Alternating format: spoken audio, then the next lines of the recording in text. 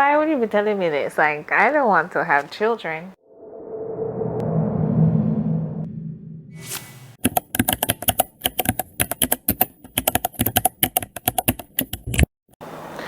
My mommy did it and she did it and she did her thing, and I have to big up Delrose anyway you're there. But on a serious note, my mom is my biggest momspiration. She knew the type of life that she wanted to me. She knew the type of things she wanted to expose me to, and she did exactly just that. And it was really inspiring to see what she did with what she had. And I think she had moments where it was just hard and too much, and she never gave up.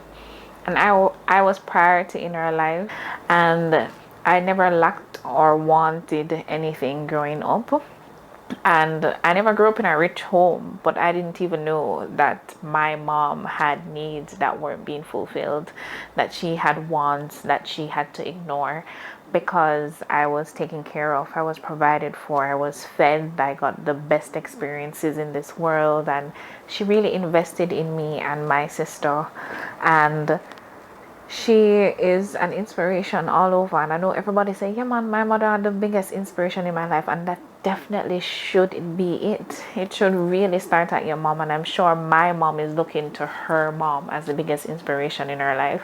And I just want to be a part of that generational goodness, where my daughter and my son can look in the past and say, well, you see my mother, she had things hold down. So my mother is definitely the biggest mom inspiration for me. So as I said, thank you, mommy, love you so much, big up yourself.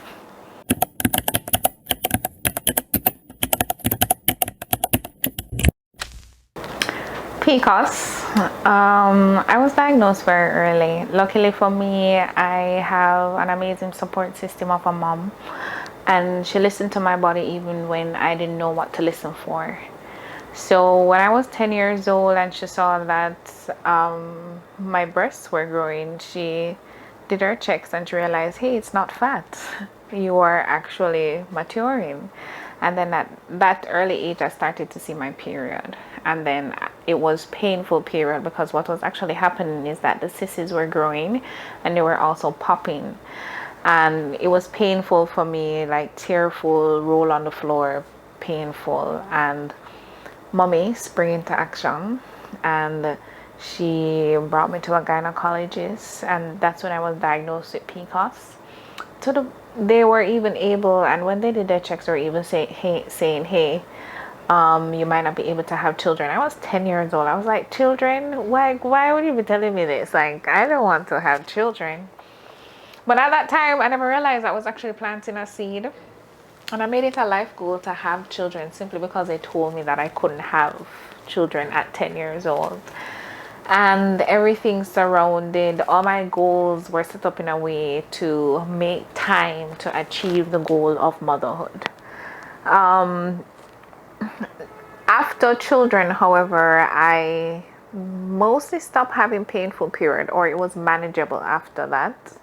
I didn't do anything special to get pregnant. I really was living this life thinking that in order for me to get pregnant, I'm gonna have to go to the fertility clinic, or I just thought it would be difficult for me. And it really wasn't. It wasn't my timing, it was God's timing. I was planning and planning, and he's like, why you really don't need to plan.